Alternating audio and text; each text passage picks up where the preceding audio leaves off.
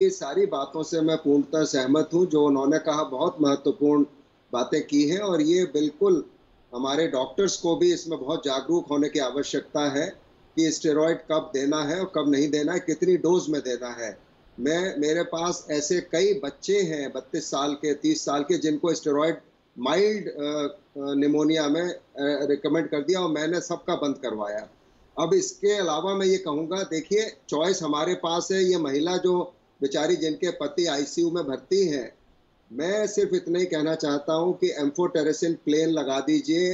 वैसे भी इनकी मॉर्टेलिटी बहुत हाई होती है। अभी अगर एम्फोटेरेसिन नहीं मिलेगा 100% चांस है कि वो नहीं बच पाएंगे। अगर एम्फोटेरेसिन लग जाएगी, चाहे लाइपोसोमल नहीं भी लगा, लाइपोसोमल तो अभी आई है, पहले तो यही लगती थी। इतने रोगियों को हमने दी है, ठीक है उनका गुर्दे पे थोड़ा गलत असर भी हो जाएगा, उसको भी टैकल किया जाता है, तो जान तो बचे पहले। तो मैं फिर से उनसे ही कहूँगा नासिक में जो एम्फोटेरेसिन मिल रही है वो लगवाएं और चांस लेने की बात है, 100% से 50% हमें आना पड़ेगा।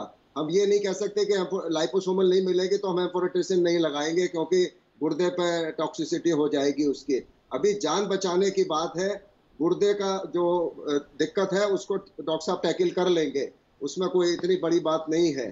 तो उनका अगर नहीं एम्फोटेरेसिन मिलेगी तो उनके जो पति हैं और मैं बता रहा हूँ कि उसके in absence of amphotericin whether it's liposomal और non liposomal it doesn't matter, वो उनको उपलब्ध कराई जा सकती है, करा के उसका शुरू करें, बीच में लाइपोसोमल मिल जाए तो वो लगवा दें, कहीं कुछ नहीं से तो कुछ बेहतर है और उससे उसकी उनकी शायद जान बच जाए।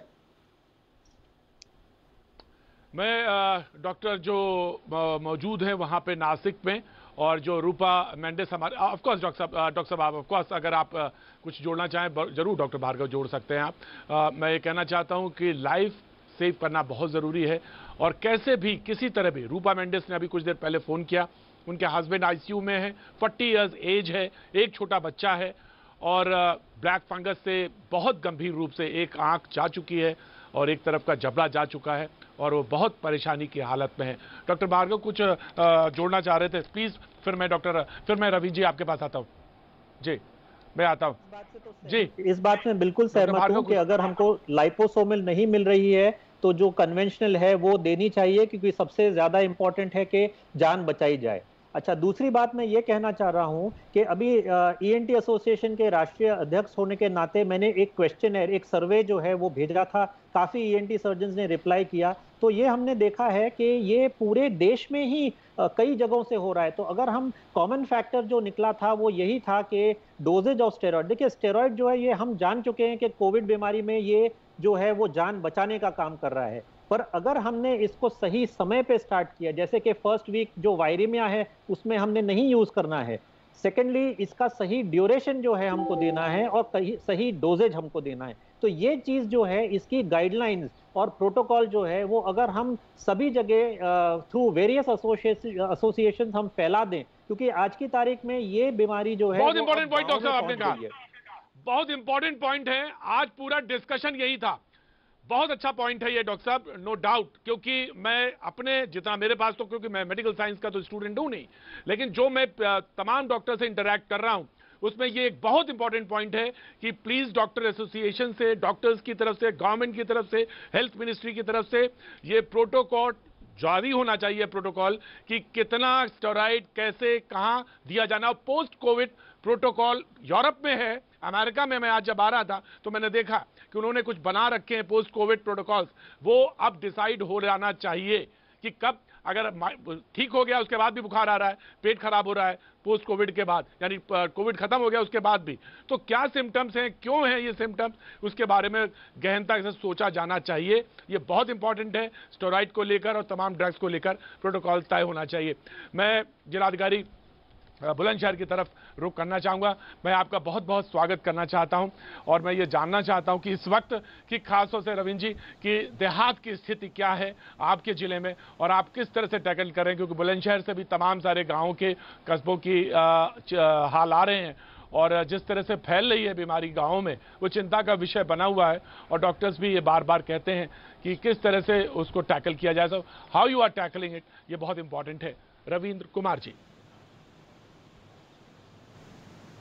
जनपद बुलंदशहर में 951 ग्राम पंचायत है और इन्फेक्शन जरूर फैली है, बट हम लोगों ने ग्राम पंचायत स्तर से ब्लॉक लेवल, जिला लेवल, हर जगह रिस्पॉन्सिबिलिटी फिक्स करके, होम स्क्रीनिंग करके हमने उसको कंटेन कर लिया है। सिचुएशन अंडर कंट्रोल है। मैं ये नहीं कह रहा हूँ कि इन्फेक्शन नहीं फैल रहा है, लेकिन जहाँ भी केसेज आते हैं नेक्स्ट डे स्क्रीनिंग होती है उस गांव में, और साथ में ही जो हमारा होम आइसोलेशन किट है उसका बंटवारा होता है, सैम्पलिंग भी होती है।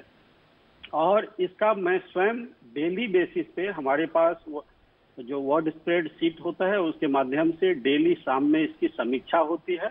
अभी तक हम लोगों ने अपने जनपद में जो 951 ग्राम पंचायत है उसमें 20,000 से ऊपर होम आइसोलेशन किट है, स्टेट गवर्नमेंट के द्वारा रिकमेंडेड है, तो वो बांट चुके हैं। अभी हमारे पास सफिशिएंट मेडिसिन है, तो हमारे यहाँ सिचुएशन अंडर कंट्रोल है जी।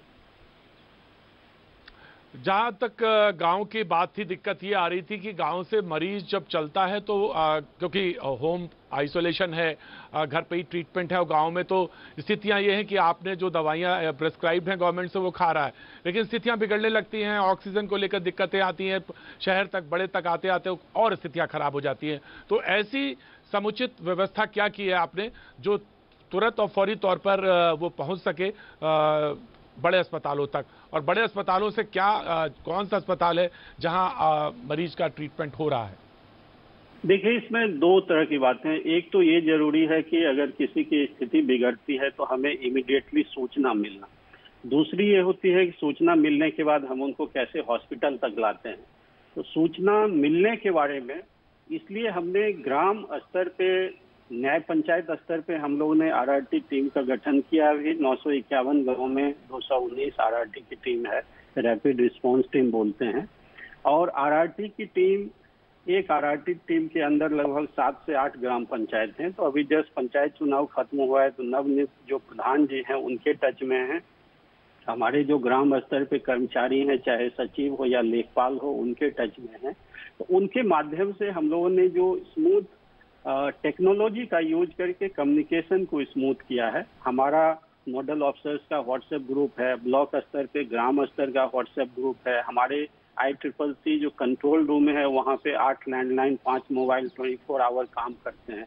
तो जैसे ही हमें सूचना मिलती है तो अब उसको अगर स्थिति खराब है तो हम लोग उसको CHC PHC स्तर पे स्टेबलाइज करने के लिए हमारे यहाँ 10 CHC PHC है जहाँ पे 10 से 15 ऑक्सीजन बेड की व्यवस्था है। अगर स्थिति अच्छी है तो हमारे यहाँ अभी 11 कोविड हॉस्पिटल काम कर रहे हैं। एक जेल को छोड़ के वो कैदी के लिए है, 10 पब्लिक के लिए है। और उसमें दूरस्थ कॉर्नर जैसे हमारा सियाना नॉर्थ ईस्ट में है, मोस्ट नॉर्थ ईस्ट दूरस्थ है, या साउथ ईस्ट में डिवई है, वहाँ भी हम लोगों ने कोविड हॉस्पिटल खोल दिए हैं।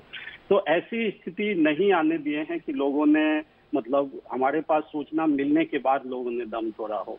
जहाँ तक ऑक्सीजन की बात है तो ऑक्सीजन, अब देखिए पहले से जो रेगुलर सप्लाई था, अचानक डिमांड बढ़ी तो दिक्कतें जरूर हुई, बट हमारे जनपद में एक भी ऐसा केस आपको नहीं मिलेगा कि हॉस्पिटल में ऑक्सीजन बेड पे मरीज ने दम तोड़ा हो। भले ही अधिकारियों को रात भर जगना पड़ा, लेकिन हम लोगों ने ये एश्योर किया। तो हर एक तरह से हम लोग कोशिश कर रहे हैं और अभी स्थिति कंट्रोल में है। आगे भी आशा करते हैं स्थिति कंट्रोल में रहेगी। जी, लेकिन क्यों होता है कि जो अधिकारी होता है, और सबसे आप उस सर्वोच्च अधिकारी हैं जिले के, और ये जानना चाहते हैं, हर आदमी जानना चाहता है। WHO के बारे में मैं जिक्र कर रहा था डॉक्टर्स के पैनल पे, उन्होंने कहा कि आने वाले ना आए, अच्छा हो प्रभु, वो जो उनकी बात है वो झूठी निकले, लेकिन 6-7 महीने बहुत क्रिटिकल हैं, हो सकता है। तो तमाम तैयारी, क्योंकि प्राथमिक स्वास्थ्य केंद्र की आप बात कर रहे थे, तो मुझे लगता है ये एक अपॉर्चुनिटी भी है जिसको कि और बेहतर करने के संकल्प लिया जा सकता है, और जो प्राइवेट पार्टनर्स हैं उनके जरिए भी, और मशीन्स को भी अपग्रेड किया जा सकता है। तो क्या भविष्य में कुछ ऐसा सोच रहे हैं आप, क्योंकि तमाम सारे लोग जानना चाहते हैं कि प्राथमिक स्वास्थ्य केंद्रों की स्थितियां बहुत अच्छी नहीं है, तो क्या ये एक अपॉर्चुनिटी बनेगी और आने वाले समय में गाँव को और पंचायतों को एक अच्छे प्राथमिक स्वास्थ्य केंद्र साजोसाज के साथ मिलेंगे? रविंद्र कुमार जी। जी, मेरा मानना है, और मैं अपने अधीनस्थों को ये बताता हूँ कि आप ये सोचिए कि कल को अगर आपके फैमिली में कोई कोविड संक्रमित या बीमार होते हैं तो आप क्या एक्सपेक्ट करेंगे। इस एक्सपेक्टेशन के साथ तैयारी कीजिए और इसी तरीके से मोटिवेट करके हमने अपना स्वास्थ्य विभाग का टीम भी और विकास विभाग की टीम को भी उसमें हमने ज्वाइंट एफर्ट के लिए लगाया है। जैसे हमारे मेजर CHC PHC पे अभी हमने जिला स्तरीय अधिकारियों को लगा के गांव-गांव में, चाहे वो हेल्थ स्क्रीनिंग हो या सैंपलिंग हो या दवाई का वितरण हो, वो करवाया है। तो आगे की जो स्ट्रैटेजी है, जैसे ऑक्सीजन की रेगुलर सप्लाई होते हुए भी सडनली डिमांड बढ़ने से दिक्कतें हुई थी लोगों को, तो हमारा अभी हम लोग ऑक्सीजन जनरेटर लगाए हैं, 2 ऑलरेडी लग चुका है, 5 और पाइपलाइन में है। हमारे यहाँ ऑक्सीजन स्टोरेज टैंक है जो कि 14 टन का है।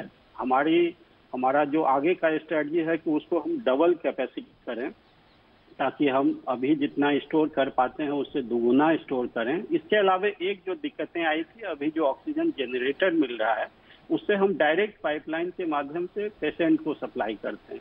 हमारा स्ट्रेटजी है कि उससे हम हमारे जनपद में ऑक्सीजन जनरेटर ऐसा लगाएं कि कंप्रेसर के माध्यम से उसका सिलेंडर में भी रिफिल कर सकें। टेस्टिंग में कभी कभी डिले होता है, जैसे एंटीजन टेस्ट का तुरंत रिजल्ट आ जाता है, RT-PCR टेस्ट में चूंकि लैब में लिमिटेड कैपेसिटी है तो थोड़ा बहुत डिले होता था। अभी हम लोग नया RT-PCR लैब इस वीक में स्टार्ट हो जाएगा, तो हम लोग सस्टेनेबल सॉल्यूशन की तरफ ध्यान देते हैं ताकि आगे आने वाले जो भी चैलेंजेस बहुत कम समय में मैं आपसे ये जरूर जानना चाहता हूं, मैं एक सवाल बहुत जल्दी से जानना चाहता हूं, वैक्सीनेशन को लेकर गांव में आप क्या मुहिम चला रहे हैं, क्योंकि वही सोल्यूशन है, वही अंतिम सवाल है, वही चेहरे पर मुस्कान लाएगा और कोई चीज नहीं है सोल्यूशन, ये मुझे मालूम है। हम मास्क की बात जरूर कर रहे हैं, मास्क तो लगाएंगे, लेकिन वैक्सीनेशन पे आप क्या कर रहे हैं जानना बहुत जरूरी है। वैक्सीनेशन पे हमारे यहाँ 88 सेंटर हैं और 88 सेंटर पे हम लोग दोनों तरह की वैक्सीनेशन करते हैं। 75 सेंटर पे अभी कोविशील्ड चल रहा है, 13 सेंटर पे कोवैक्सीन चल रहा है। वैक्सीनेशन के बारे में लोगों में कुछ भ्रांतियां भी आई थी, तो हम लोगों ने जनप्रतिनिधि के माध्यम से या मीडिया के माध्यम से या जो वीडियो गवर्नमेंट के आते हैं उनको ग्राम स्तर पे चाहे आशा आंगनबाड़ी हो, सचिव हो, लेखपाल हो, प्रधान जी हो, उनके माध्यम से स्प्रेड करवाया है ताकि भ्रांतियां खत्म हो। लोगों को मोटिवेट करते हैं कि आप नियरेस्ट जो भी CHC PHC है वहां पे आइए और वैक्सीनेशन। बहुत थैंक यू जी, बहुत बहुत शुक्रिया, थैंक यू सो मच। और मुझे बताया गया कि आप एवरेस्ट चढ़ चुके हैं, एवरेस्ट के फतेही हैं, और मैं आपको एक बार ये कहना चाहूंगा कि ये जो सामने एवरेस्ट है हमारे, ये कई गुना लंबा है और कई गुना बड़ा है, और इस पर भी हम सब मिलकर फतेह करेंगे और आपकी मुहिम की सफलता मिले। बहुत बहुत शुक्रिया, थैंक यू सो मच बातचीत करने के लिए। हमारे साथ डॉक्टर्स का पैनल लगातार बना हुआ है और इसी पर बातचीत के सिलसिले को आगे बढ़ाएंगे। वक्त एक छोटे से ब्रेक के बाद मैं फिर हाजिर होता हूं।